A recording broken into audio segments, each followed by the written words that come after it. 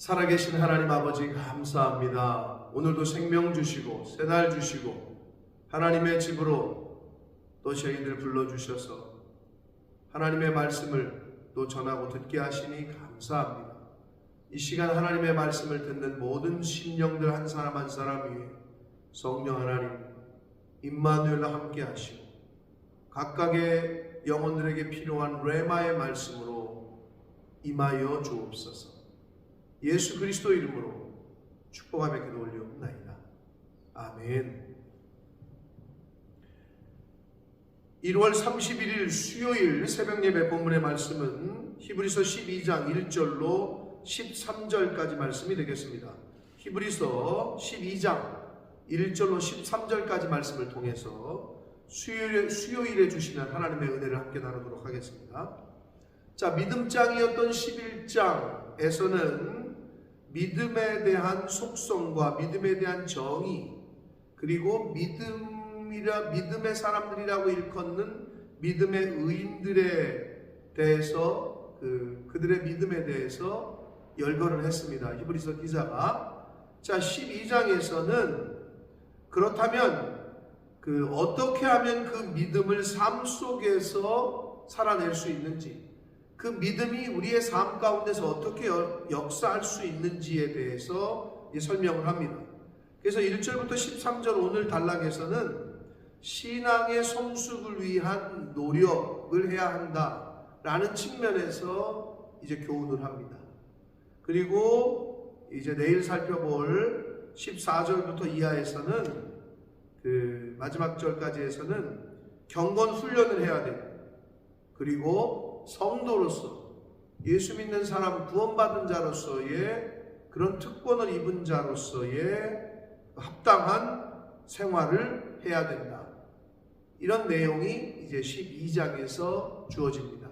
그래서 오늘 단락에서는 신앙 성숙을 위한 그런 노력이 있어야 된다라는 것을 강조하는데, 한 절씩 보시면서 우리가 우리의 신앙을 어떻게 성숙시킬 수 있는지에 대한 교훈을 함께 받도록 하겠습니다.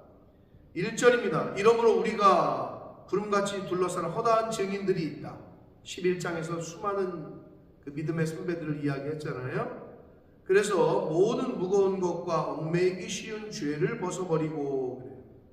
여기서 무거운 것이라고 번역된 한글 개역 개정이 번역을 했는데요. 원문에 보면 교만과 나태함이라고 번역할 수 있는 단어고, 얽매이기 쉬운 죄는 쉽사리 함정에 빠뜨리는 죄를 의미해요. 우리를 쉽게 함정에 빠뜨리게 하는 죄, 이러한 것들을 벗어버린다. 짐나지움이라는 거 아시죠? 짐나지움. 거기서 이제 짐이라는 운동하는 곳, 경기장. 근데 여기서 그 단어의 원어가 되는 그 단어가 오게 된 원어가 뭐냐 하면, 원 단어가 귐노스라는 단어인데 원래 의미는 옷을 다 벗은 모습이라는 단어예요. 근데 이제 거기서부터 짐나지움이 왔고, 그러니까 운동 경기 하려면 옷을 벗어야 되잖아요. 그래서 그런 단어. 그러니까 옷을 다 벗는다. 이 말은 우리의 옛사람의 옷, 죄성을 다 벗어버린다. 이런 의미가 있습니다. 벗어버리고 인내로서 우리 앞에 당한 경주를 하며 그래요. 그러니까 인생을 경주에 비유를 합니다. 우리 앞에 놓인 인생의 그 길을 열심히 달려가며, 그때 믿음의 주여 또 온전하게 하신 이인 예수를 바라보자 라고 말합니다. 믿음의 주이시고 온전하게 하시는 이 예수를 바라보자. 예수님은 그 앞에 있는 기쁨을 위하여 십자가를 참으사 부끄러움을 개의치 아니하시더니 하나님 보좌 우편에 앉으셨다 라고 말씀합니다. 그러니까 예수 그리스도를 바라보고 그 예수 그리스도를 표대로 삼고 우리 앞에 놓여있는 인생길을 열심히 살아가자, 이렇게 지금 이야기를 합니다. 그러면서 3절, 너희가 피곤하여 낙심하지 않기 위하여 죄인들이 이같이 자기에게 거역한 일을 참으신 일을 생각하라. 여러분 아무리 표대가 있어도, 자 표대를 설정했어요.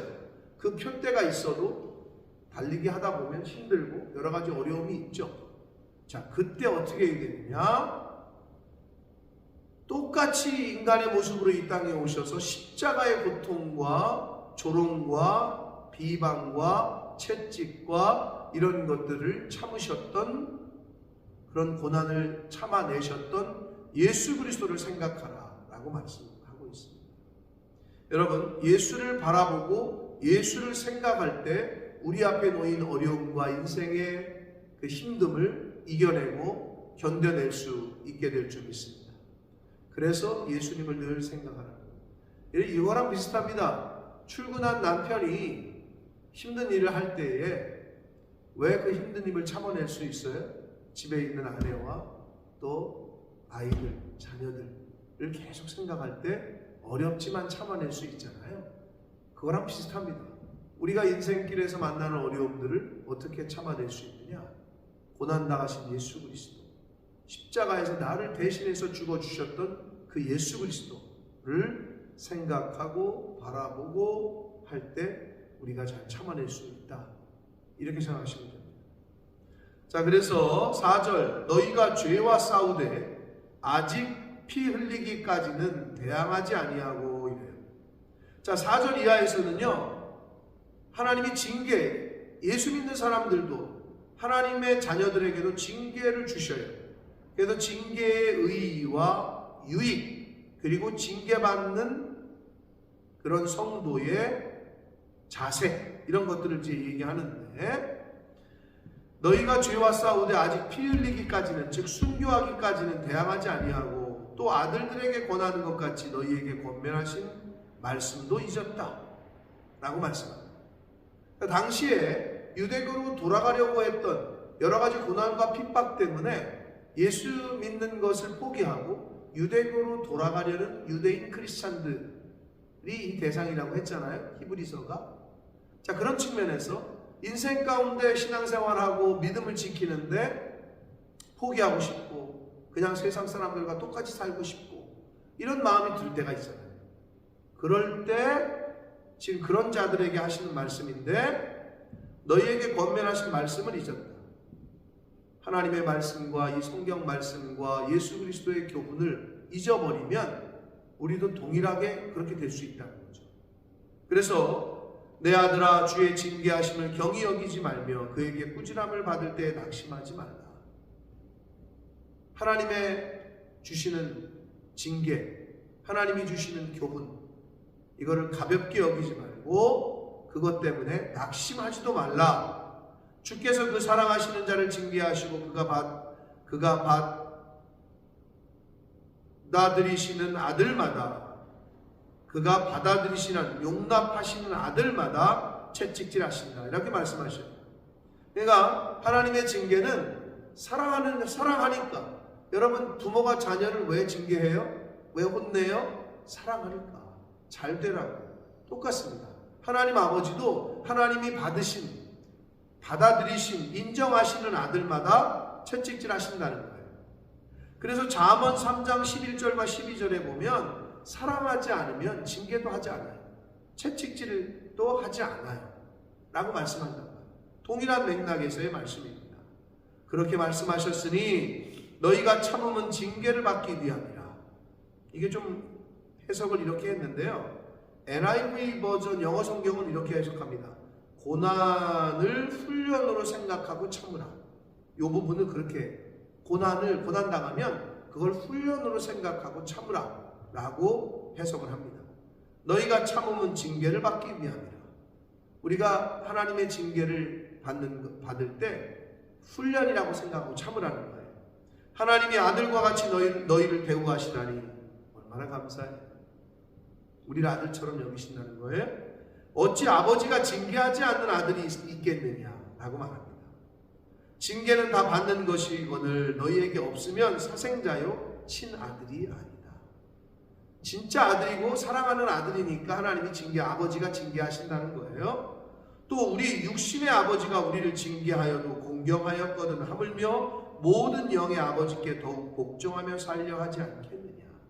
육신의 아버지가 우리를 징계하고 회초리를 쳐도 그래도 그 육신의 아버지를 공경하고 존중하되 하물며 우리의 영의 아버지에게 우리가 더 존중하고 공경하고 그렇게 살아야 되지 않겠느냐라고 말합니다. 10절 그들은 육신의 아버지를 말합니다. 여기서 그들은 잠시 자기의 뜻대로 우리를 징계하지만 자녀들을 징계하지만 오직 하나님은 자녀들의 유익을 위하여 우리의 유익을 위하여 그의 거룩하심에 참여하게 하신다. 육신의 부모가 자녀를 위해서 징계할 때 자기 혈기, 자기 만족 때문에 하는 부모들도 있거든요. 그렇단 말이에요. 그러나 하나님 아버지께서는 우리의 유익을 위해서만 징계하시고 우리를 하나님에게 하나님의 나라에 하나님의 거룩하심에 참여하게 하시기 위한 목적으로만 우리를 징계하신다는 거예요. 그러니까 얼마나 감사해요. 그래서 성경은 징계를 당할 때 너희들이 기뻐해라. 고난당할 때 감사해라. 라고 말씀하고 있는 거고 오늘 여기서도 징계를 받지 않으면 사생자가 아니고 참 아들이 아니다. 라고 말씀을 하고 있습니다. 그래서 11절 무릇 징계가 당시에는 즐거워 보이지 않고 슬퍼 보이나 후에 그로 말미암아 연단받은 자들은 의와 평강의 열매를 맺는다. 라고 말씀합니다. 여러분 그래서 의의 그리고 의와 평강의 열매는 징계로부터 시작돼요. 징계를 받잖아요. 연단을 받아요. 연단이 돼요. 그 연단이 결국 의의 열매, 평강의 열매를 맺는다라고 말씀하고 있습니다. 로마서 5장에 사도 바울이 얘기했던 대로 환난은 인내를, 인내는 연단을, 연단은 소망을 이룬다. 맥을 같이 하는 말씀이라고 할 수 있습니다. 12절 그러므로 피곤한 손과 연약한 무릎을 일으켜 세우고 너희 발을 위하여 곧은 길을 만들어 저는 다리로 하여금 어그러지지 않고 고침을 받게 하라 라고 말씀합니다. 그래서 여기서 이 저는 다리는 굉장히 은유적이고 비유적인 표현인데요. 피곤한 손, 연약한 무릎, 저는 다리 이건 다 유대교로 돌아가려고 배교하려는 자들에 대한 비유예요. 여러 가지 어려움이 있어요. 환난이 있어요. 예수 믿는다고 했더니 어려움이 있네. 그러자 그들의 손이 연약해졌고 피곤하고 무릎도 연약하고 저는 다리 이런 이 상징적인 내용은 이제는 환난 때문에 나 지금 예수 믿는 것 때문에 당하는 괴로움 때문에 나는 포기해야 되겠다. 나는 이제 다시 유대교로 돌아가야 되겠다. 예수 믿는 것 때문에 아이고 이거 너무 어렵네. 그냥 세상으로 다시 돌아가야 되겠다. 하는 자들을 비유하는 말씀이 바로 피곤한 손, 연약한 무릎, 저는 다리라고 말할 수 있겠습니다. 그러므로 어그러지지 않고 고침을 받게 하라 라고 말씀합니다. 사랑하는 성도 여러분, 고난당하면 힘들죠. 환난당하면 어렵죠. 징계받으면 기운도 빠지고 어렵죠. 그러나 그 징계가 그 환난이 저와 여러분을 강하게 만들 줄 믿습니다. 인내의 말씀, 예수 그리스도를 바라보고 예수님을 생각할 때 잘 인내하게 될 줄 믿습니다. 여러분 지금 힘든 가운데 있습니까? 어려움 가운데, 환난 가운데 계십니까? 예수 그리스도를 바라보십시오. 그리고 우리를 위해서 고난을 참으시고 십자가의 어려움과 환난을 참으셨던 그 예수님을 생각하십시오. 그러면 지금에 당하는 어려움과 징계를 능히 이겨내게 될 줄 믿습니다. 다시 회복하시고 다시 힘내서 의의 열매, 평강의 열매를 맺는 저와 여러분의 복된 삶이 되기를 예수 그리스도 이름으로 축복합니다.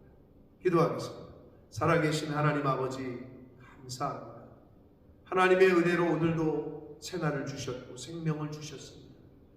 오늘도 하나님의 말씀을 주셔서 힘들고 어려운 인생 예수 그리스도를 바라보고 예수님을 생각하며 당하는 고난과 어려움과 징계를 잘 인내하고 또 잘 연단받게 해주시니 하나님 감사합니다. 오늘 주신 말씀 붙잡고 의의 열매, 평강의 열매를 맺을 때까지 잘 연단받고 내 주위에 지금 있는 시험과 어려움과 고난을 믿음으로 잘 이겨내고 인내하는 하나님의 백성들, 자녀들 되어지도록 주님 은혜 내려 주옵소서. 예수 그리스도 이름으로 축복하며 기도합니다.